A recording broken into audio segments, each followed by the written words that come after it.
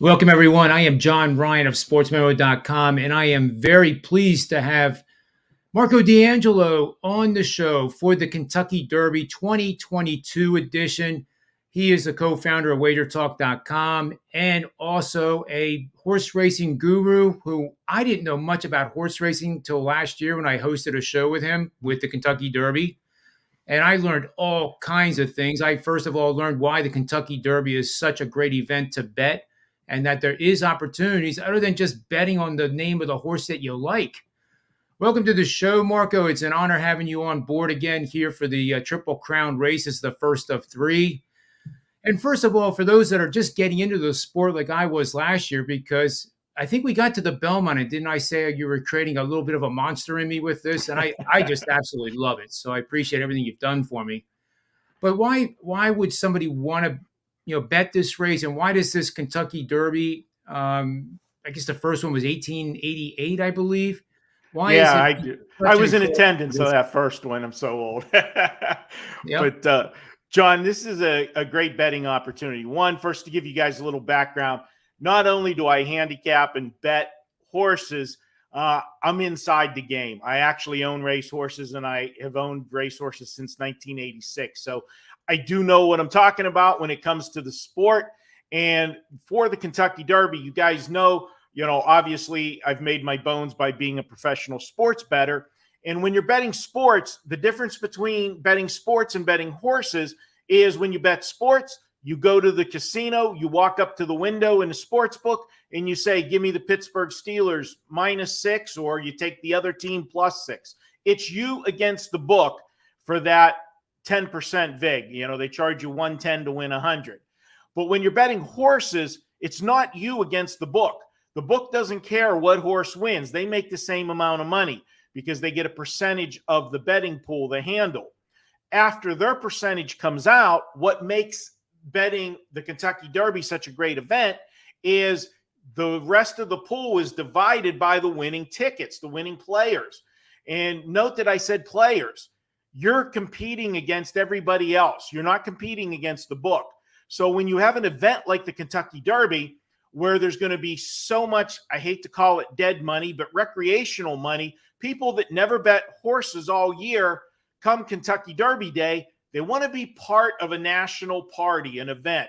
This is the Super Bowl of horse racing, the Kentucky Derby. So people are going to be betting. They're going to be betting horses' names. They're going to be betting their favorite colors. They're going to be betting maybe their birthday, whatever, picking numbers. They have no idea what they're doing. For somebody that understands the sport, I feel I've got a tremendous edge over them and gives me a better opportunity to hit the race. And when I hit the race, I am going to win in a piece of an inflated pool because too many people are going to be betting money that don't know what they're doing. And that makes the pie bigger for me when we get our slice. Yeah, that's good stuff. I like it, especially that we're not competing against the book. We're competing against other human beings that, like you said, are betting on the color of the horse or it could be anything. Humans they kind of get a little on the stranger side, more esoteric when it comes to these drinks that they have at the Kentucky Derby and all that stuff too. I do remember last year, we kind of want to stay away from the number one horse, not in terms of number, but the pole sitter that's on the post. But they did make changes last year, if I remember right, to allow a fairer break for a horse that wants to get out of that one stall. So McDonagall, I believe, is the name of the horse in the post position. How do you think that horse does? Because he's one of the many horses I see personally as having a shot to win this thing. And I don't think I've, historically seen a field of this size where there's so many horses that are fully capable of winning this thing. Yeah, definitely. Now, talking about that rail post, one, for years that was the dreaded post because when the horse came out of the gate, he was basically looking square into the rail because what they did, because it's a 20-horse field and it's the only race of the year that has 20 horses, Churchill Downs had two gates. They had one gate that had 14 horses, and then they had the auxiliary gate that had the other 6 horses in it. And between the two gates, there was a big gap. So because of that big gap, in the gate being stretched across the track, the one, when he opened up, it looked like he was running right into the rail. Well, they did invest in a new gate last year, and it is one full gate, 20 horses. So they were able to move the gate more to the right so that the one is not coming right out and being pinched at the rail. Now, with that said, it doesn't matter for the horse that drew the post one this year because Modonegal doesn't leave the gate anyways. He's a horse that comes from behind. So he's going to get away mid-pack or worse anyways. And the fact that he's got the rail is going to give him an opportunity to save ground. He'll be going around that first turn along the rail, saving ground, and then he's going to look for openings later in the race. He'll also be hoping for a faster pace. If you're betting a horse that comes from behind, or what we call as a closer, you want to see faster fractions in the first half of the race so that those horses on the lead start to come back to you when you're making your move. But the problem, John, with closers in this race, because it is such a big race, 20 horses, picture yourself on freeway. You're flying along. There's 4 lanes of traffic. You're in that passing lane rolling 75 miles an hour. You shouldn't be, but you are. And all of a sudden you come up behind a car that's going 65. You want to swing around them. Well, you got the rail next to you and you got cars outside of you. You can't do that. What do you got to do? You got to tap your brakes. And that's what happens a lot of times to closers is they are passing horses. There's horses coming back to them that are slowing down, and they got to bob and weave through the field to manage that. And that's one of the problems that you can have with a closer, and why generally deep closers don't do extremely well in the Derby for that reason. Everything has to go right for them. But if it does, Modonegal has a good shot of not only hitting the board, but, pulling an upset in this race. Yeah, I think that's a horse that I personally like for what it's worth. I mean, I'm very interested to hear your best bets, but before that, I know rookie jockeys are obviously in any sport where you have a rookie head coach in a World Series or the NBA Finals, what have you. Rookies in this event, since it is the Super Bowl of horse racing, tend to struggle a little bit. So, are there any rookie jockeys in the event? And more importantly, is there any rookie jockey in the event that you think has a chance? Well, the first time you ride in a Derby, obviously, that's a big thrill for these jockeys. But there's 20 horses. You're getting basically most of the time, 20 of the best jockeys from, around the country. They've got experience. They've raced in several big races. But obviously, there's a lot of jockeys that, one, for example, one of the best jockeys in the country, Irad Ortiz Jr., he's won just about every race there is to win. He's, been one of the top jockeys on the Florida and New York circuit for years. He hasn't won the Kentucky Derby yet. Same way with trainers. Chad Brown, great trainer. Steve Asmussen, who is actually the winningest horse trainer in the history of the sport for number of wins. He hasn't won the Derby. So, it's always, tough to win that. We've seen it all the time in sports. You've got players that, have been superstars their entire career, but they never get that ring. Football, you think of a guy like Danny Marino, got to the Super Bowl in his rookie year, never got back there again. So, it's hard to get that. Do I make that a big factor in my handicapping? No, because you still got to handicap the race on the merits of the horses. Now, obviously, guys that have won this before, jockeys like John Velasquez, Mike Smith, those guys, they're not going to have, so-called the butterflies, as you would say, leading up to the race, but they still got to have the horse underneath them. A good jockey is going to make, a good horse better. He's generally not going to, dampen the horse, but obviously a bad jockey can, hurt a good horse with a bad, ride, timing a move too soon. And in a 20 horse field, everything's got to go right for you, especially those ones coming from behind. So that's not a concern, but we'll look at it. We also got some weather concerns, calling for rain and such. today at Churchill and, carrying it over through the night. So might change the track a little bit tomorrow. One of the things we'll do today when the dust settles is we'll, go back and look at the races, see how, if there was any track bias today as far as front runners doing better or closers doing better, see how the track plays out, and hope that we get a dry track tomorrow, because as these are young 3-year-olds, a lot of them have never raced on a muddy track, unless it came up muddy on one of the big stakes days for the prep races. When you have a 2-year-old, you're protecting him. If it's just a regular race, you're not going to run him, in a muddy track. You might scratch him and not risk injury. So a lot of these horses don't have any experience over a muddy track, so that'll be a new experience. Great stuff. Zandon, if I'm saying the name right, Bluegrass Stakes winner last month. Even with my limited knowledge of horse racing, it didn't take me long to realize he is a special animal indeed. Chad Brown, the trainer, and Flavien Prat will be the jockey. He's the favorite 3-1, but my instincts are telling me that maybe the market has overshot the expectations for him, and maybe Epicenter is the true favorite, perhaps. I'm not sure which one of these two horses I would lean on more than the other, but what do you think about either one of them?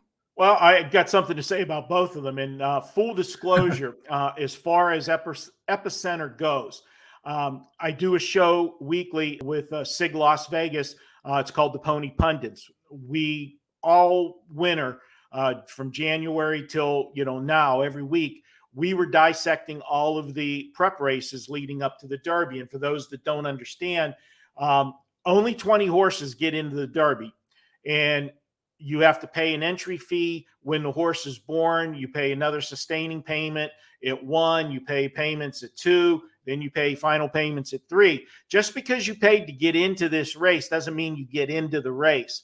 You have to be one of the top 20 point getters. And all through the winter and spring, these horses were racing in big races, accumulating points to punch their ticket to the Derby.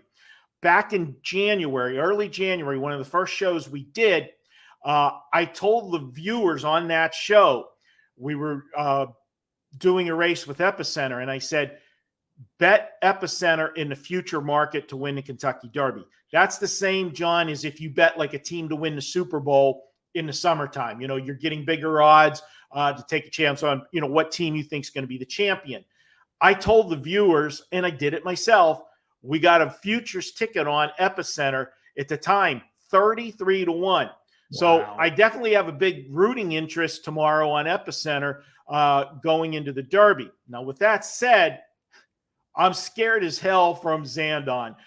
This is a horse that's peaking at the right time. His Bluegrass win was absolutely fantastic. And if you watch that race, he picked up a new jockey, Flavien Prat. This is one of the top jockeys on the West Coast. Now, this year, he's changed his address. He always races in the big races across the country, but his home base was Santa Anita and Del Mar.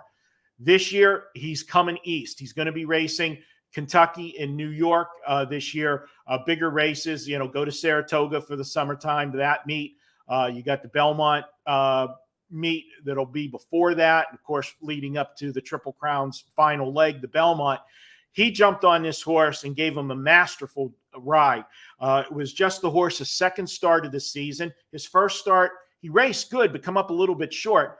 That was off a layoff. Needed that race to get a little bit tight.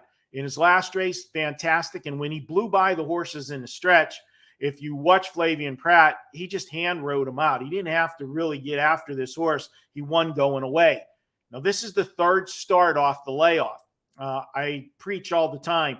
When horses come off layoffs, the third start off the layoff is the best of the form cycle. You had 2 races to get tight, and now you can put the gas pedal down and race the horse harder, actually, if you need to, because he's got that foundation under him. And that's where Zandon is today. He is what I refer to as the now horse. Now, go back to Epicenter for a moment.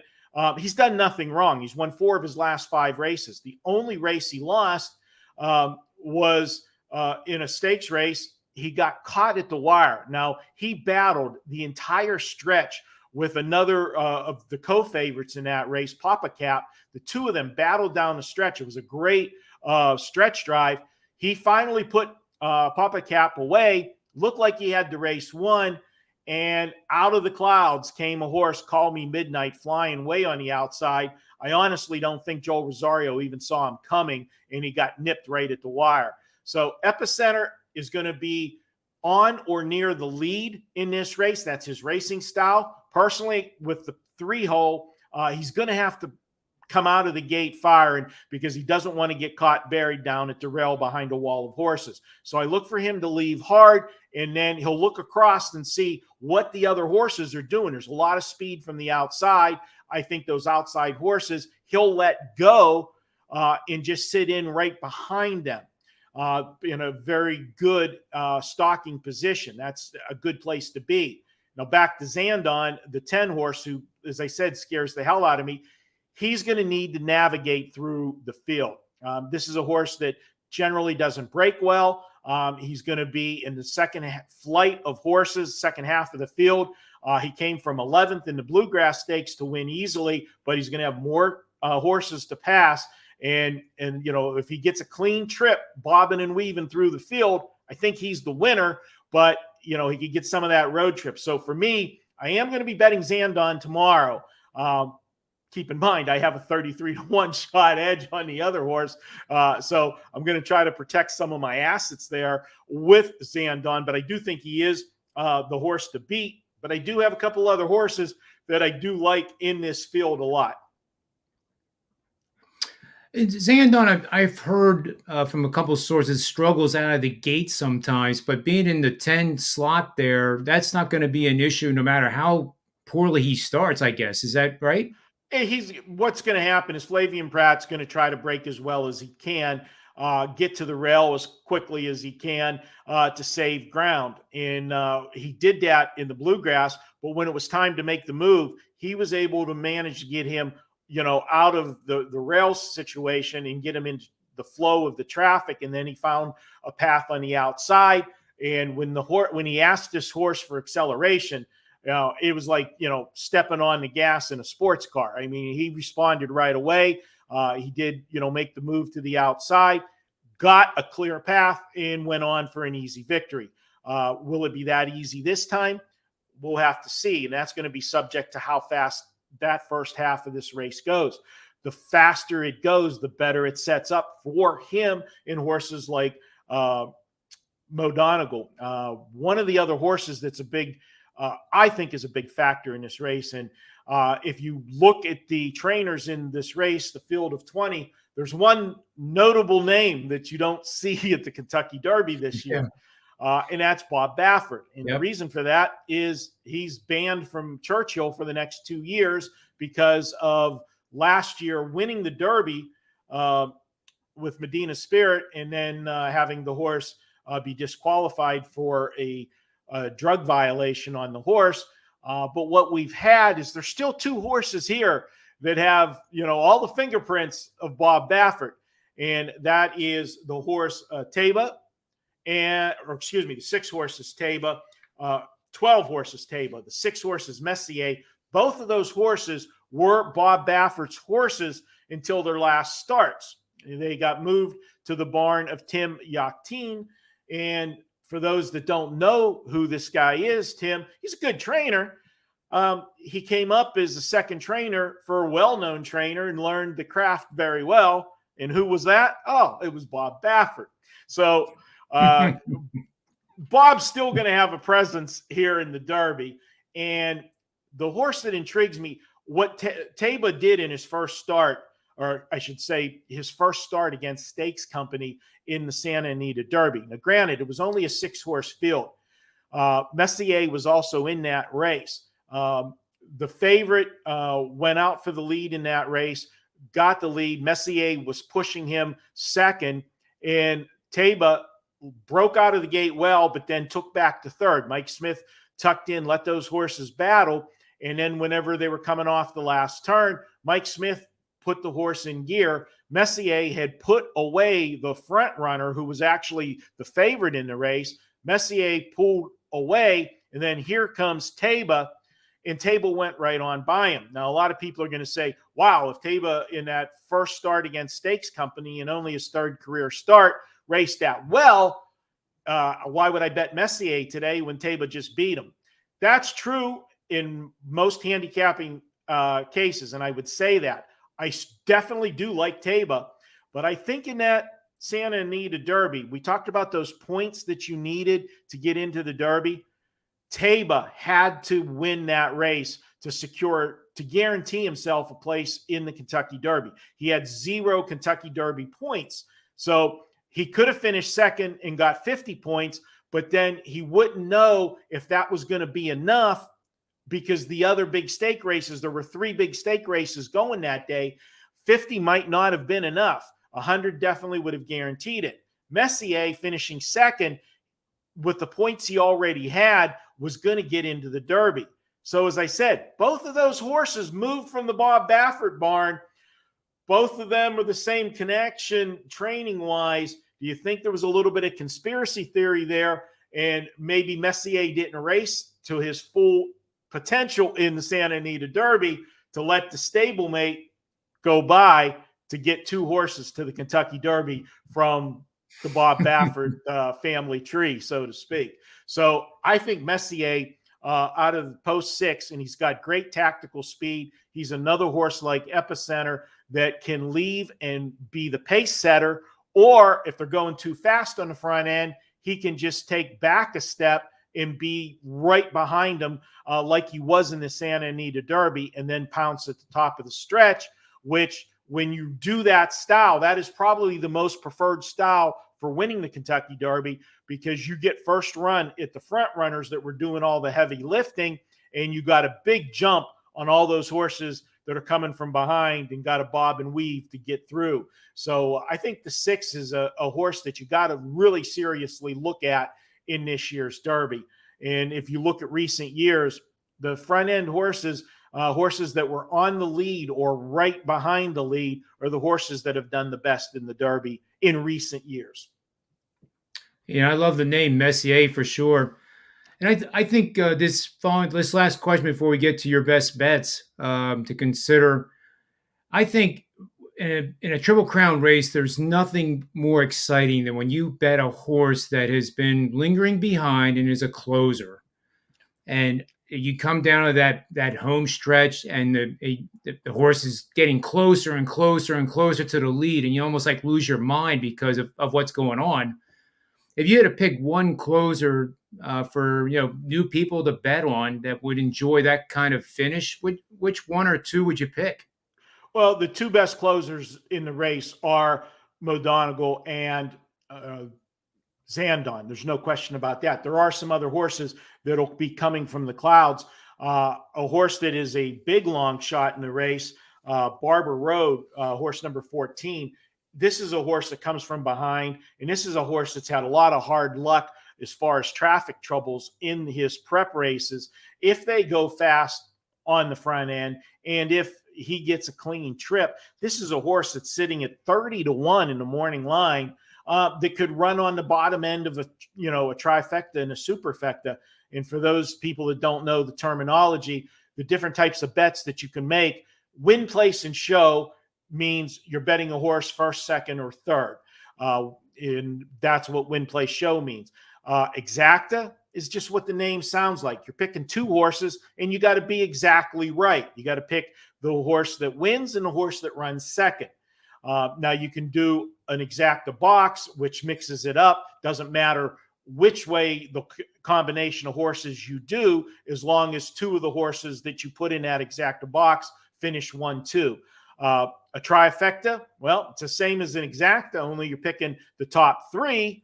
And superfecta, that's the same as the other 2, only you're picking the top 4. Obviously, the more horses that you have to get right, the bigger the payoff's going to be if you hit it. So if you really want to go for the stars, you play a superfecta of 4 horses. I think the last 10 to 15 years, the average payout of the Superfecta at the Kentucky Derby's been over $10,000 for Superfecta for a dollar wager. And, we've had some good tries. And, it was just a few years ago, John, that I gave it to my clients, the Kentucky Derby, and we didn't even have the winner on top. But the way I constructed my tickets, my trifectas and exactas and everything, I was keying off of a horse that was a big, big long shot.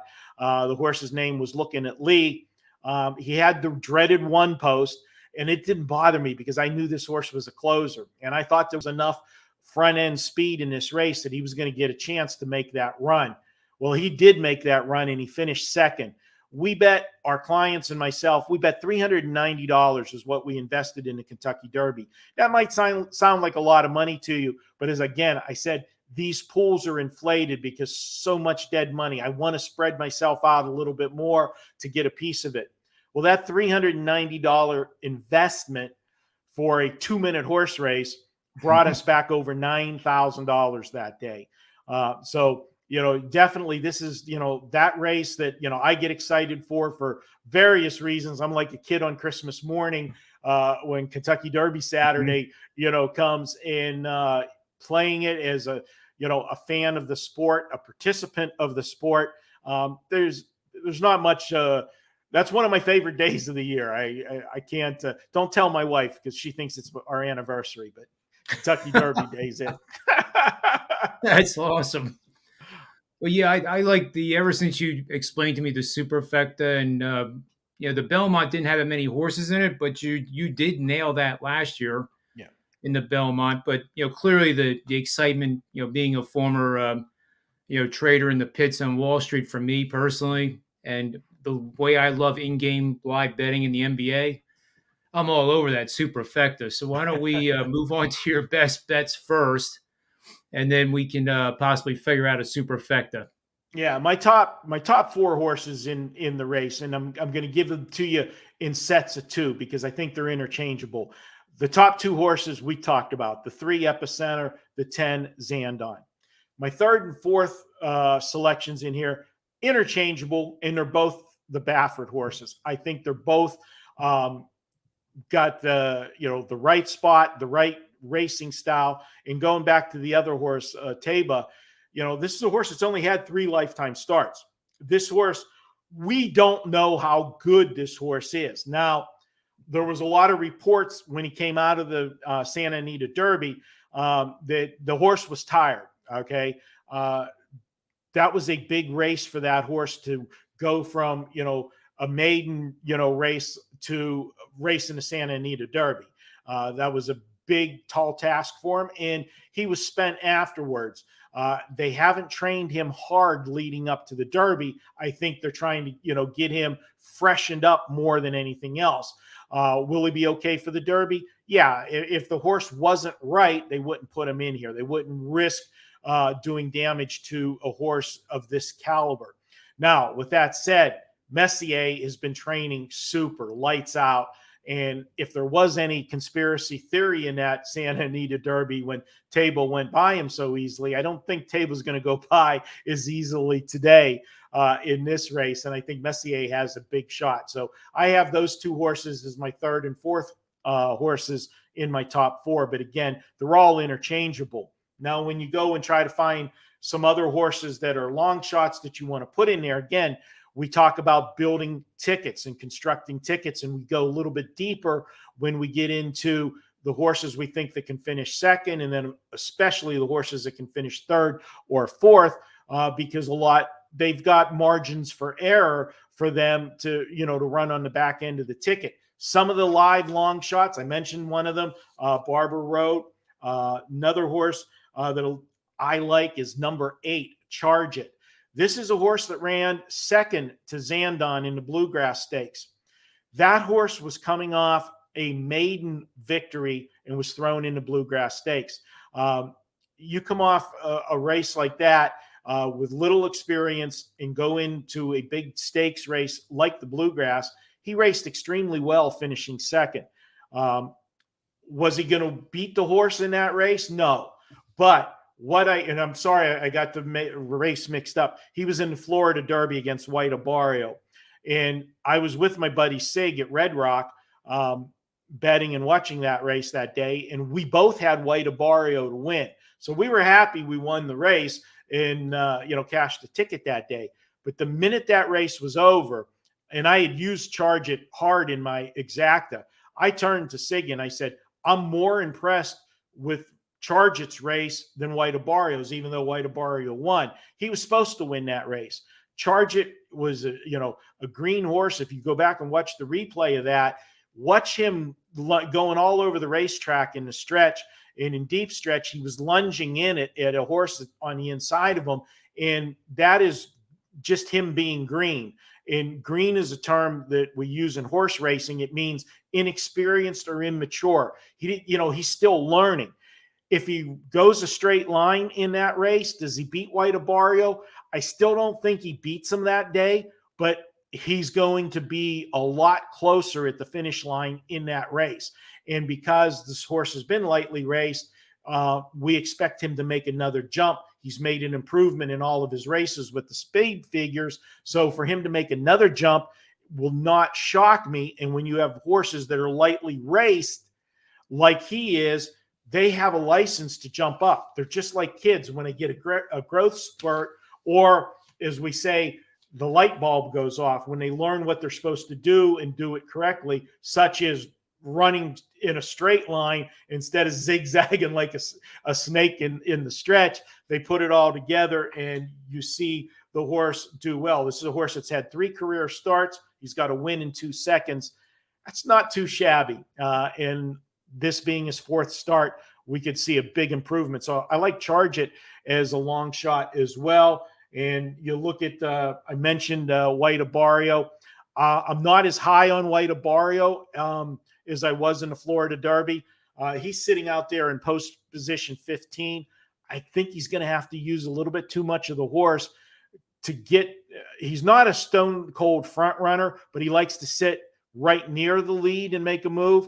With post 15, if he doesn't gun out of there, he's going to get caught wide in that first turn. He could be sitting back 7th, 8th, 9th, going into that first turn and then be hung out to dry. And if you remember last year, Essential Quality was the horse everybody was talking about going into the Kentucky Derby. He ended up getting a very wide trip in the Derby, gave up so much ground, and that really cost him any shot of winning the race, even though he got himself into contention in the top of the stretch.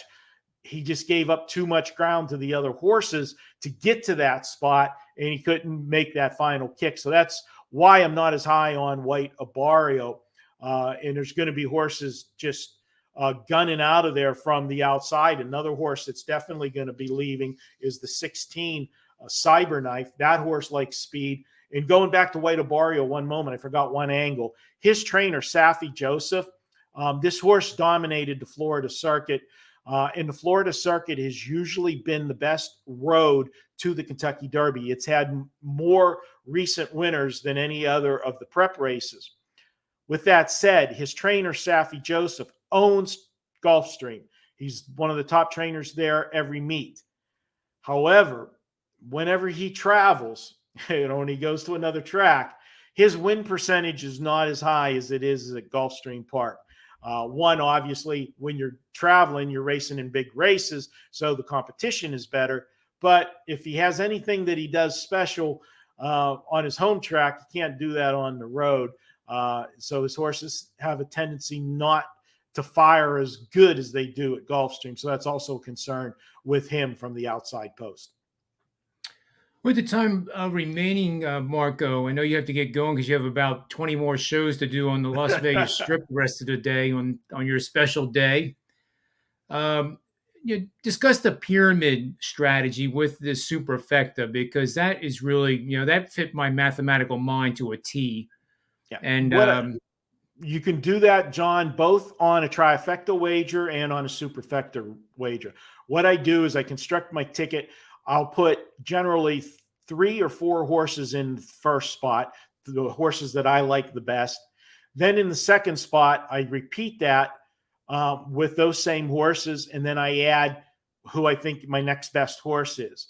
Then I'll go to the third spot, do the same thing, bring all those horses that I've used so far down to the bottom line, and then add, another horse or two to give me a little bit more depth in margin for, because it's easier to run third than it is to win the race. Okay. And so you want to add horses there. And of course, we have the most logical horses that we like, but the further we go down the pyramid, we get some of those juicy long shots in there, so that if they, run on the ticket for us, they're going to give us that big payday.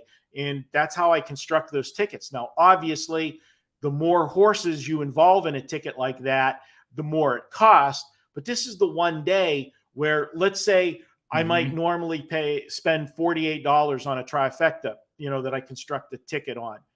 On Kentucky Derby Day, that ticket's going to be $100, because I want more coverage to get more long shots that I think have a chance to blow up my ticket. Now, what I'll come back and do is, my big ticket, I've got, bigger exposure. I spent more money, but I got more coverage. I might have spent $100 on that particular ticket.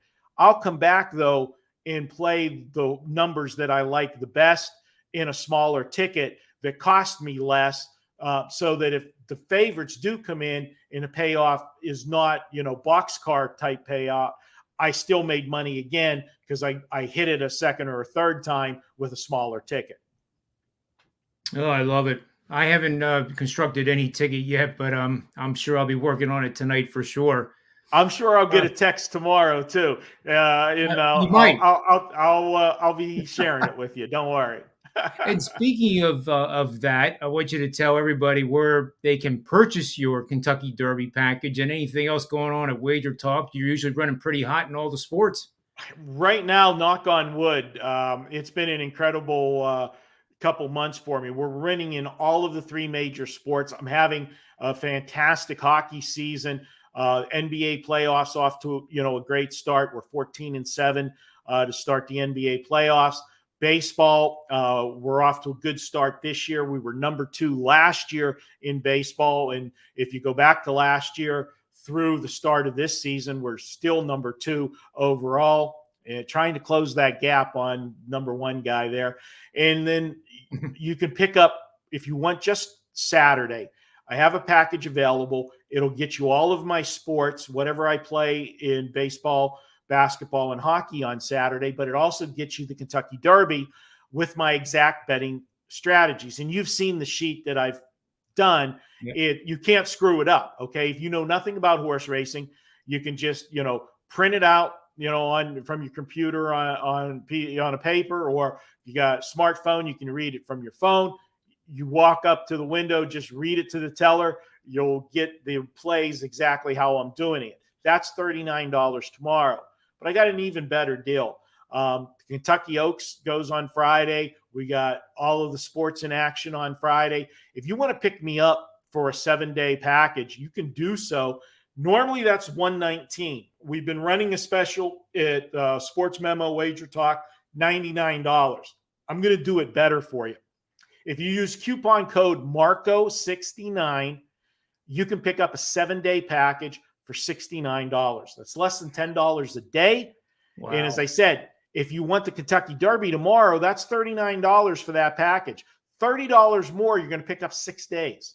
It's a no-brainer. You want to jump on board, go to WagerTalk, click the 7-day package. When you go to checkout, all you got to do is type in that coupon code Marco69. It'll take another $30 off that package and give it to you for $69.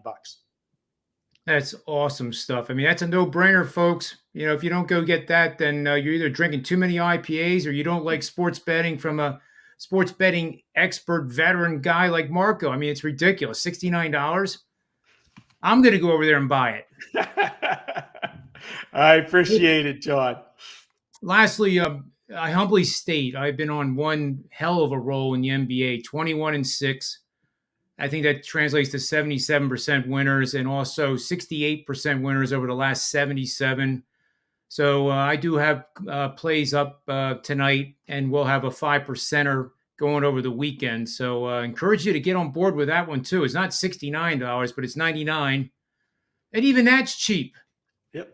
It's like $15 a day. Give up an IPA. You like those IPA? You got to be drinking mint juleps this weekend. Oh, that's true. Yeah, I've actually never had one. Can you believe that? I've had them, and it is not a drink I like. I don't think I would like it either. No, you won't. I'd But rather it's just hit the Kentucky bourbon, to be honest with you, and but you enjoy got that. That would be more it's fun. tradition. You got to get one, take a sip, and go from there. But I needed a few mint juleps last night with your Philadelphia Phillies in that Oh bullpen my God. explosion last night. I was not a happy camper when that was. It ruined a big night for me last night. I still had a winning night, but I'm cruising 7-1 going to the ninth inning with the Phillies, kicking myself for not using the first 5-inning wager instead, which I do a lot. That's generally one of my rules with Philadelphia because I don't trust their bullpen. But 7-1, come on, guys, that's ridiculous. Well, I got good news for you, even though this is a horse racing show for the Kentucky Derby. Ran it through my database. Teams that have puked a 6-point lead in the ninth has occurred 21 times since 2004. The over in the next game is 10-2-1, 83%. So even if they get rained out in Philly today, I'm telling you, I'm going to the window with the over the next time they play. And hopefully Scherzer will be the opposing pitcher to the Phillies, keeping that total down around 7. Yeah, for sure. That's who was scheduled to go today. I don't know if they canceled it or not, but that's an interesting angle. And as I was sitting at a poker table last night watching that meltdown after the game, Sports Center was on at one of the TVs in the poker room, and they put up a graphic. I think it was 857 consecutive games where a team that had a 6-run lead in the ninth inning won the game like they're supposed to. If you're a Mets fan and you jumped on board live wagering at any point in that game, you've got a nice big score today. But that was frustrating last night. That's for sure. It was unbelievable. Unbelievable. I couldn't believe it myself. Anyway, Mark, I'll let you get going because you have all those shows to do. I'm actually heading over to the MLB show with Sports Memo hosted by Joe D'Amico. So good luck this weekend. I'll definitely be sending you a text, or just assume that I'm sending it, and then you can respond to my text. No problem. So on behalf of sportsmemo.com, WagerTalk.com, remember 2 things that I always tell you. Bet with your head and never over it, and may all the wins be yours. Good luck this weekend.